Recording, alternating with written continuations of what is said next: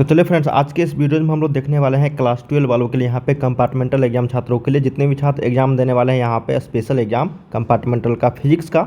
इस वीडियो में हम लोग काफ़ी सारे इंपॉर्टेंट क्वेश्चंस देखने वाले हैं। ठीक है, वीडियो को अंत तक सभी देखना, जितने भी छात्र कंपार्टमेंटल के एग्जाम देने वाले हैं। इसी तरीके के काफ़ी सारे सेट आने वाले हैं दोस्तों, फिजिक्स का, chemistry, biology, mathematics, Hindi, English का भी। ठीक है, जो भी आप लोगों को स्पेशल एग्जाम देना है, जो भी सब्जेक्ट है वो आप लोग जाके देख सकते हो। चलिए एक एक चीज़ की जानकारी हम लोग लेते हैं। यहाँ पे जितने भी क्वेश्चन मैं बता रहा हूँ सारे के सारे इंपॉर्टेंट है और प्रीवियस ईयर्स में कई बार पूछे जा चुके हैं। देखिए सिलेबस दोनों का सेम ही रहता है, final exam, board exam, annual और कंपार्टमेंटल का थोड़ा सा लेवल जो है लो रहेगा। ठीक है, क्योंकि आप लोग दोबारा एग्जाम देने वाले हो। चलिए पहला प्रश्न देखते हैं। वीडियो को लाइक कर लीजिएगा सारे छात्र, चैनल को सब्सक्राइब कर लीजिएगा ताकि इसी तरीके से नए वीडियो लेकर आऊँगा नोटिफिकेशन आपको मिल जाया करेगा। पहला प्रश्न है कि हवा में अपसलन आर का जो मान होता है वो कितना होता है। देखिए बहुत ही इंपॉर्टेंट प्रश्न है, ये लगातार पूछे जाने वाले प्रश्न है। तो देखिए हवा में अपसलन नोट आर का जो मान पूछा जाएगा, अपसलन आर का मान वो आपका 1 के बराबर होता है। कितना होता है? 1। तो 1 का यहाँ पे क्या याद रखना है? सी। ऑप्शन नंबर सी हो जाएगा 1। सेकेंड नंबर प्रश्न देखते हैं।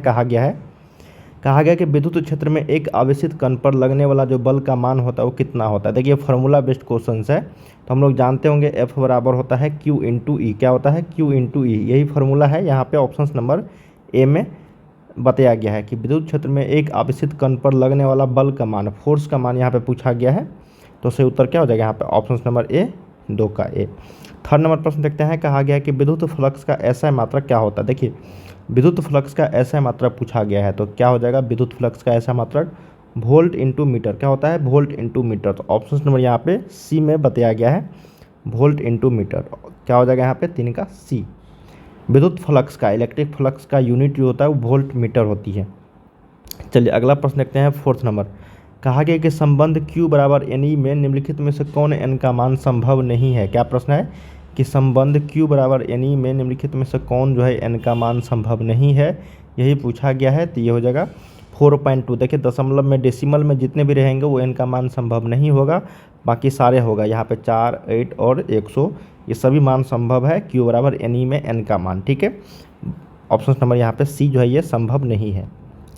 चलिए अगला प्रश्न देखते हैं, फिफ्थ नंबर। कहा गया है कि आवेश का पृष्ठ घनत्व बराबर होता है। देखिए आवेश का पृष्ठ घनत्व जो होता है वो फार्मूला बेस्ड क्वेश्चन है। ये फार्मूला कि surface density of charge is equal to, तो देखिए क्या होता है? टोटल, क्या होता है? टोटल आपका चार्ज। ठीक है, टोटल चार्ज बट्टा में होता है यहाँ पे टोटल एरिया।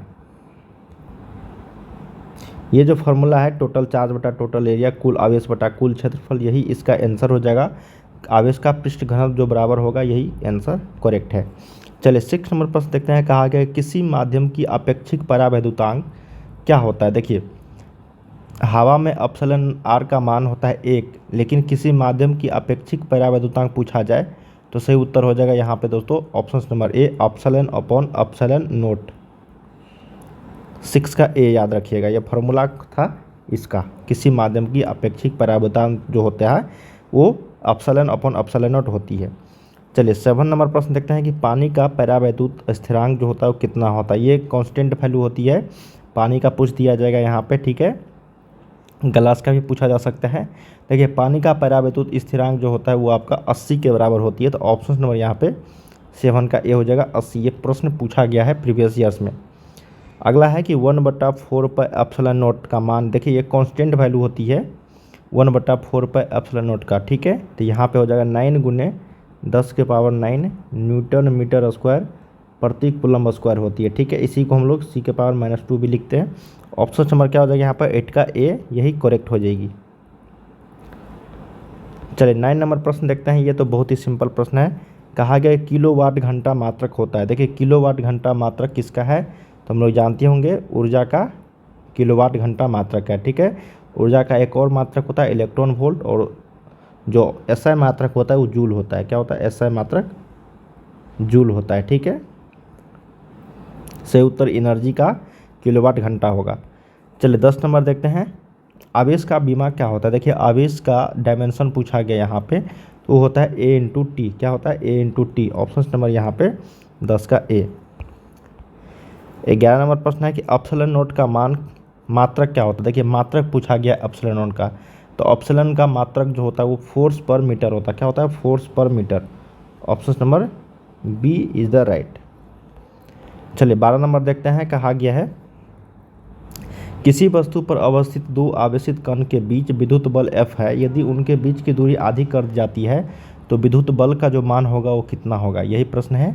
तो ये होगा 4F के बराबर। कितना होगा? 4F के बराबर। जैसे पूछा गया सेम उसी तरीके से पूछ दिया जाएगा अगर ये प्रश्न पूछा जाता है। तो 12 का सही उत्तर ए 4F के बराबर इसका आंसर आएगा।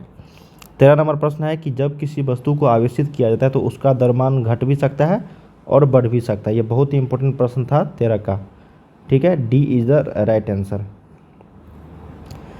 चलिए अगला प्रश्न देखते हैं हम लोग।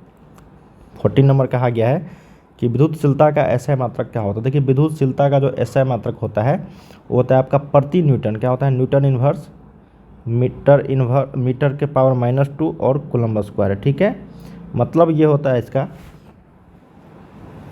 कि विद्युतशीलता का, देखिए इलेक्ट्रोमैग्नेटिज्म का जो एसआई यूनिट होती है, मात्रक जो होता है वो आपका ऑप्शन नंबर ए में है प्रति न्यूटन प्रति metre square into coulomb square होता है, ठीक है। चलिए ऑप्शन नंबर यहाँ पे 14 का एक के साथ चलना है। 15 नंबर देखते हैं, यहाँ पे कहा गया कूलम्ब बल जो होता है वो क्या होता है। देखिए कूलम्ब बल, ये प्रश्न काफ़ी इंपॉर्टेंट है। कूलम्ब बल पूछा जाता है, ठीक है, कभी कभी। तो कूलम्ब बल जो होता है वो केंद्रीय बल और विद्युत बल ये दोनों होता है, ठीक है। तो इसलिए हम लोग सी ऑप्शन को रंगेंगे, ए और बी दोनों, ठीक है। 15 का सी। चलिए 16 नंबर देखते हैं, कहा गया है कि यदि समरूप विद्युत क्षेत्र x अक्ष की दिशा में विद्यमान है तो समविभव जो होगा वो क्या होगा। देखिए x अक्ष है तो इसका मतलब YZ तल की दिशा में होगा। ये कई बार प्रश्न पूछा गया है। 16 का सी। 17 नंबर देखते हैं कि विद्युत आवेश का क्वांटक ESU में मात्रक कितना होता है। यह प्रश्न पूछा गया, क्वांटक ESU मात्रक ये होता है 4.78 गुने 10 के पावर -10, ठीक है। ऑप्शन नंबर यहाँ पे 17 का ए के साथ चलना है। 18 नंबर प्रश्न है कि स्थिर विद्युत क्षेत्र जो होता है वो क्या होता है। देखिए स्टैटिक इलेक्ट्रिक फील्ड जो होता है वो आपका कंजर्वेटिव या फिर नॉन कंजर्वेटिव। तो ये होता है कंजर्वेटिव। क्या होता है? कंजर्वेटिव, संरक्षी। ऑप्शन नंबर ए के साथ चलेंगे 18 का। 19 नंबर है प्रश्न कि एक एकांकी चालक के लिए निम्नलिखित में से कौन अनुपात अचर होता है। बहुत ही सिंपल प्रश्न है। यह प्रश्न पूछा गया है दोस्तों प्रीवियस ईयर्स में 2010 में, ठीक है।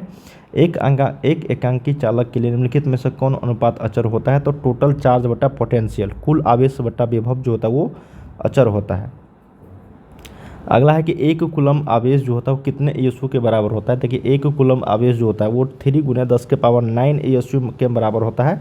तो 20 के साथ ए यहाँ पे करेक्ट हो जाएगी, ठीक है।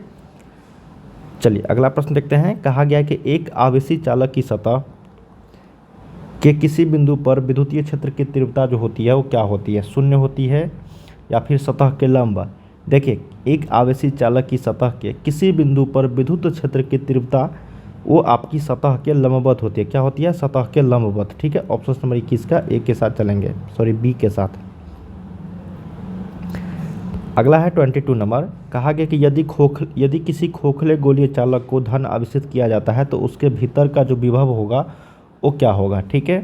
तो ये हो जाएगा आपका धनात्मक और समरूप। क्या होगा? धनात्मक और समरूप। तो 22 का सही उत्तर क्या हो जाएगा? बी। 23 नंबर देखते हैं। कहा गया कि साबुन के एक बुलबुले को जब आवेशित किया जाता है तो उसकी त्रिज्या जो होती है वो क्या होती है। देखिए जब साबुन के एक बुलबुले को हम लोग आवेशित करेंगे तो उसकी जो त्रिज्या होगी वो बढ़ती है। क्या होगी? बढ़ती है।